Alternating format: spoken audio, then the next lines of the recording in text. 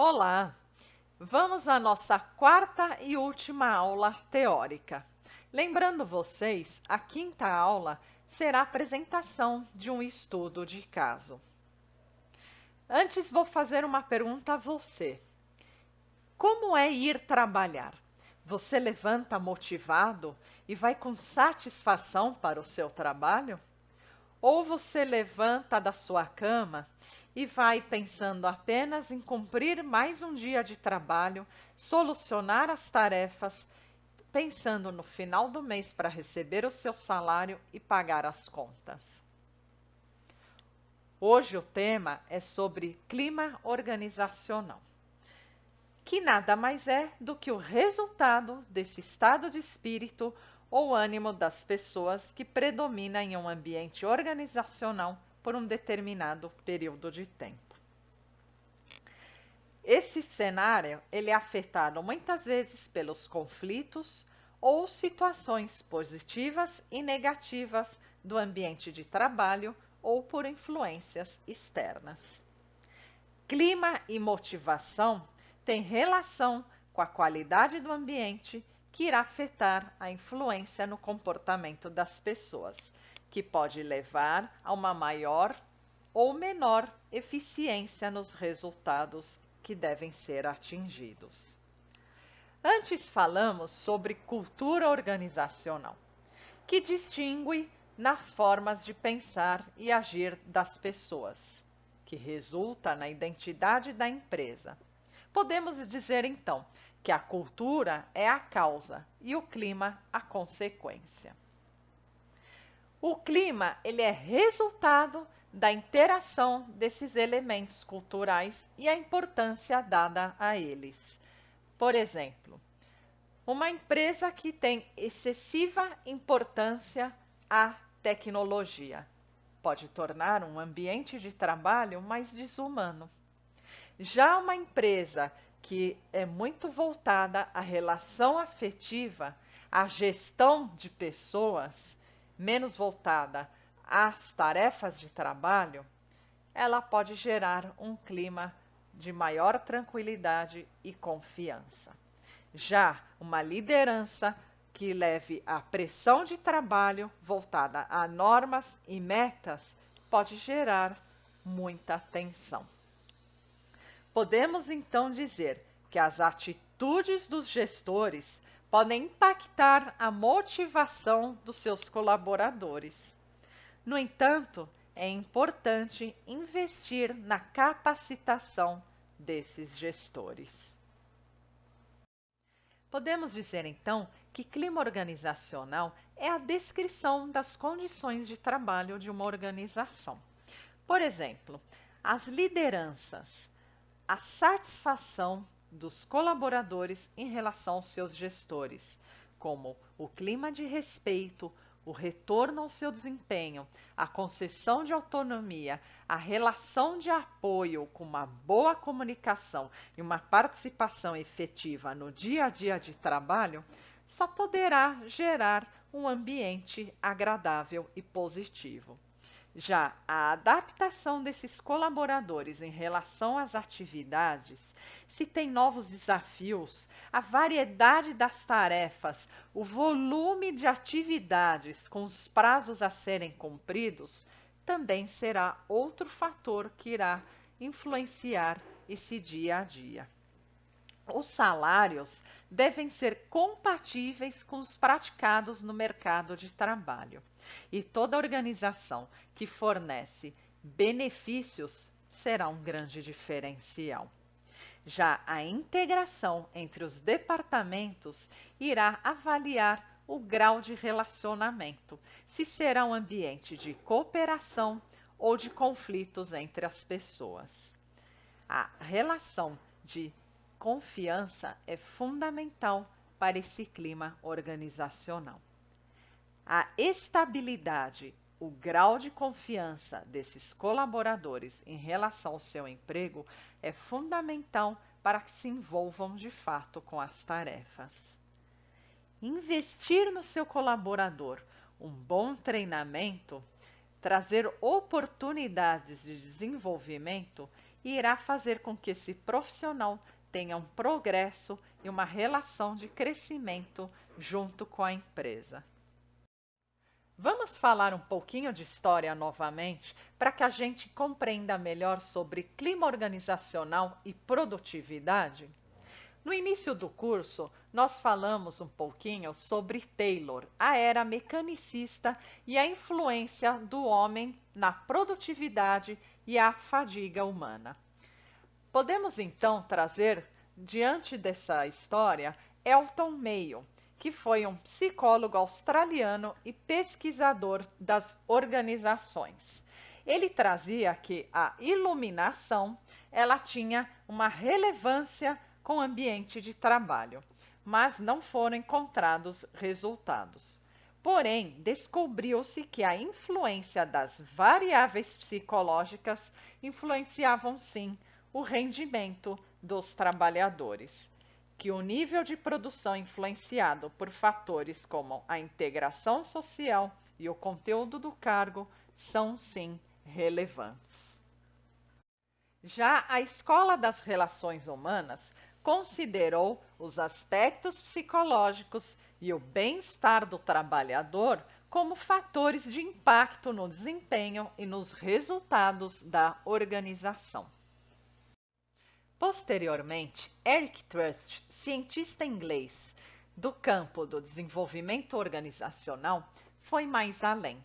Ele falou sobre a qualidade de vida no trabalho, o quanto poderia influenciar e melhorar a produtividade na organização e que poderia também reduzir os conflitos e tornar a vida dos colaboradores menos penosa, que uma boa organização e reestruturação das tarefas iriam trazer um ambiente mais saudável. Essas transformações ao longo da história e as pesquisas que foram desenvolvidas foram fundamentais para um trabalho mais humanizado. Um novo olhar chegou, fala-se em qualidade de vida no trabalho. Mas o que é isso? É o conjunto de ações que a empresa realiza para implantar melhorias nos processos de trabalho, trazendo a sensação de bem-estar ao colaborador. Fatores que já foram mencionados no início do curso, como as novas tecnologias que chegaram na atividade portuária, devem ser acompanhadas pelos gestores para que o colaborador tenha uma boa adaptação a essas novas máquinas, não dificultando e trazendo conflitos internos. Investir também nessas lideranças é fundamental. Já vimos que as boas relações interpessoais, uma boa comunicação e um bom feedback também irá favorecer esse cenário. No entanto, é necessário que teremos um olhar mais amplo, um olhar, uma abordagem biopsicossocial desse trabalhador, ou seja, considerar as suas características e as suas vulnerabilidades ao trabalho. Ou seja, é interessante entender as suas resistências físicas e se está em condições de estresse, por exemplo. No entanto, é necessário ver quais são os recursos que a pessoa tem para enfrentar essas dificuldades. Podemos pôr aqui de exemplo se a pessoa passa por um processo de psicoterapia, se cumpre atividades físicas, isso tudo irá trazer uma amenização ao seu estresse. Devemos também considerar os fatores psicológicos, processos afetivos e emocionais, o seu modo de se relacionar com as pessoas. Como estão as suas relações interpessoais? É fundamental também considerar essa participação do indivíduo com os grupos e o quanto seus valores e crenças estão sendo afetados e influenciados no dia a dia de trabalho. É fundamental, então, considerar todos esses fatores para que possamos eliminar ou controlar os riscos ocupacionais, a sua carga física e mental adquirida no dia a dia. Para tanto, foi necessário a implantação de leis que buscam melhorar a qualidade de vida no trabalho. Podemos trazer aqui de exemplo a NR17, que fala sobre a saúde do trabalhador como pano de fundo, a qualidade de vida no trabalho, e também a NR29, que traz questões como a segurança e a saúde do trabalhador e programas de prevenção de riscos de acidente de trabalho. Promover na melhoria da qualidade de vida dos funcionários irá trazer uma maior satisfação, maior motivação e comprometimento dos seus colaboradores no trabalho. Um trabalhador que perceba que a empresa se preocupa com o seu bem-estar e com a sua qualidade de vida, naturalmente irá formar uma espécie de contrato informal. Esse colaborador irá naturalmente vestir a camisa e tentar retribuir com o seu trabalho, realizando da melhor forma possível. É uma espécie de troca, uma reciprocidade que se tem entre ambas as partes. A empresa deve preocupar-se não apenas em cobrar os deveres do trabalhador, mas sim cumprir com os seus direitos. Essa é a melhor forma de uma organização ter a sua melhoria na produtividade e ganhar mercado com uma competitividade diferenciada. Mas como saber se o clima organizacional de onde eu trabalho está bom ou se não está grandes coisas? Existem empresas especializadas que podem te apresentar esses resultados de uma forma mais precisa. No entanto, existem indicadores que vale a pena a gente ficar atento. Vamos lá. A rotatividade. Veja bem, na empresa onde você trabalha, existe muita entrada e saída de pessoas? O absenteísmo, as faltas e os afastamentos no trabalho, como é que estão? O presenteísmo, como já falamos aqui anteriormente, se refere àquele trabalhador que não falta, frequenta a empresa, mas que a sua produtividade está abaixo da média das suas capacidades. A depredação do patrimônio da empresa tem relação com aquela falta de cuidado. O material quebra, há muitas avarias, o colaborador pode operar a máquina portuária também pouco se importando com o meio ambiente. Avaliação de desempenho. Será que a equipe está crescendo junta, desenvolvendo as suas competências? Ou estão num estado de desânimo, apenas cumprindo tarefas e pouco se importando em crescer internamente? Greves podem ser também um bom indicador de que as coisas não vão bem.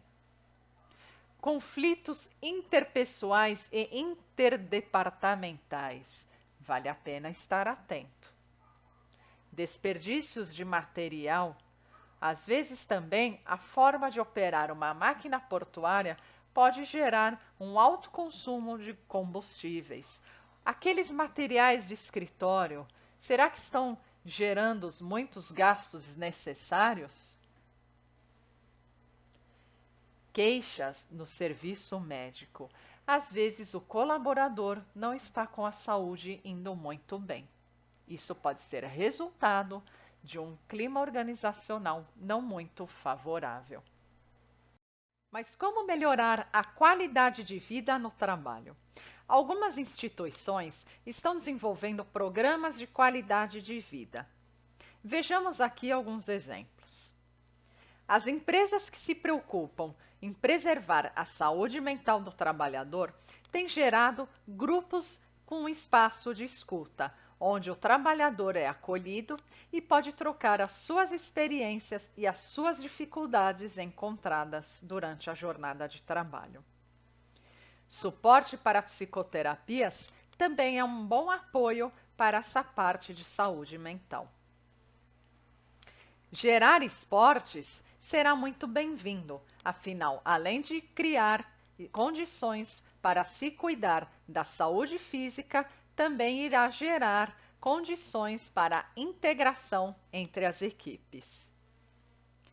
Desenvolvimento de carreiras é super positivo, mas investir também num plano para a aposentadoria e dar suporte e apoio para o trabalhador será um diferencial.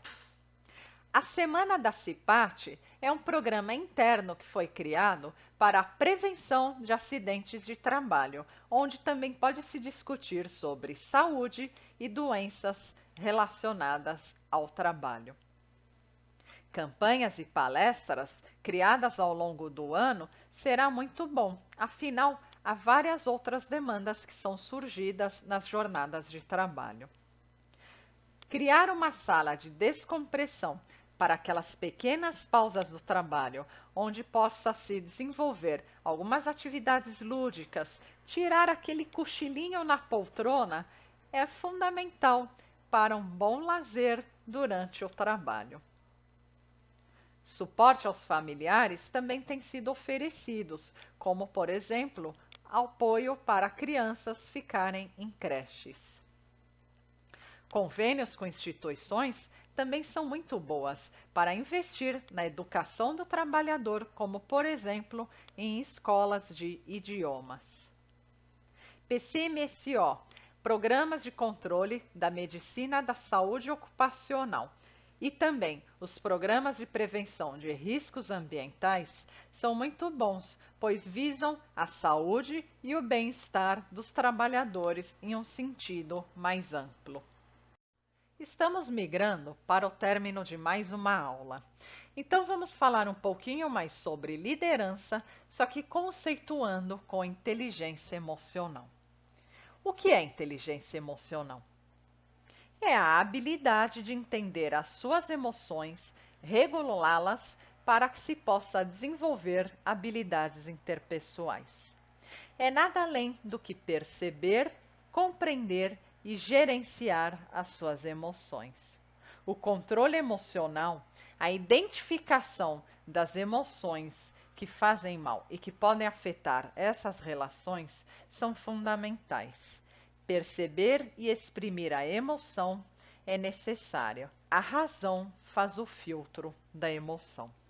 Vamos então agora destacar algumas competências essenciais para o desenvolvimento da inteligência emocional.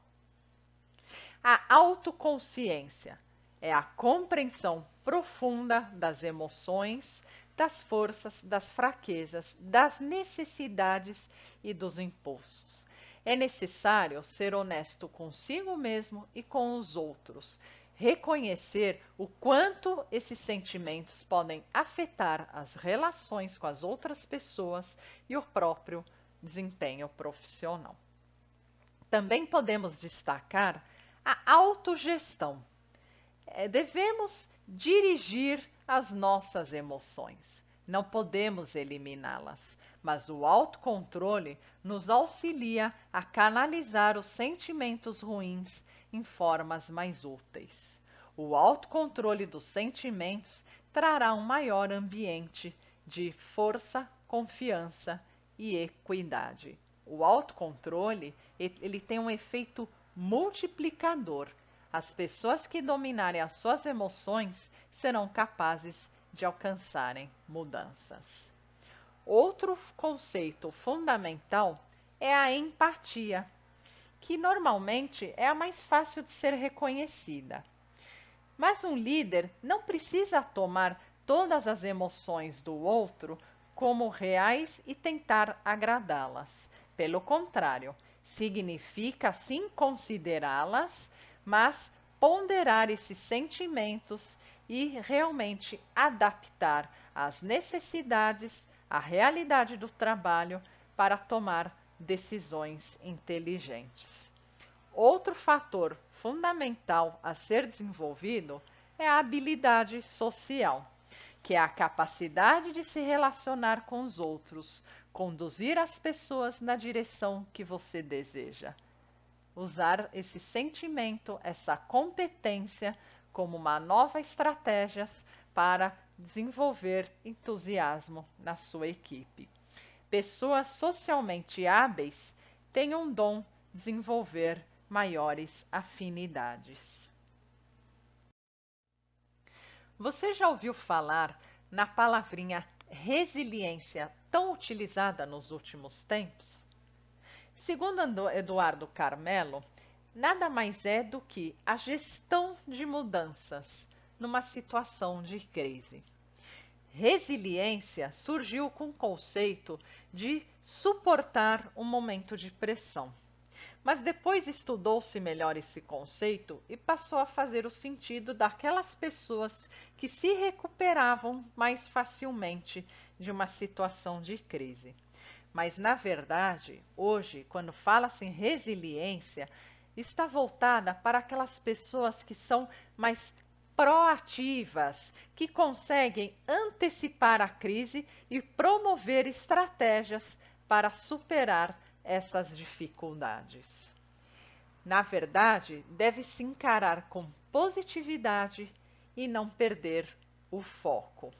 Ser resiliente é agregar novos valores às condições apresentadas.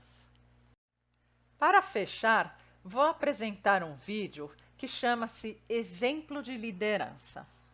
Pense um pouquinho no que abordamos durante a aula e tente relacionar com as cenas apresentadas. Depois falaremos um pouquinho mais para concluir. O que você achou do vídeo que foi apresentado? Se vocês observarem, são crianças que estão com uma figura adulta. Quando somos crianças, nós normalmente reproduzimos aqueles comportamentos apresentados por uma figura importante, normalmente o pai ou a mãe, mas não necessariamente. A criança pode eleger o outro adulto e utilizar como modelo. Dentro das organizações, nós temos os nossos líderes, e os líderes devem ser um exemplo. A equipe é um reflexo dessa liderança. Há empresas onde os líderes se queixam constantemente que a equipe não veste a camisa. Mas afinal, como você está se comportando como gestor?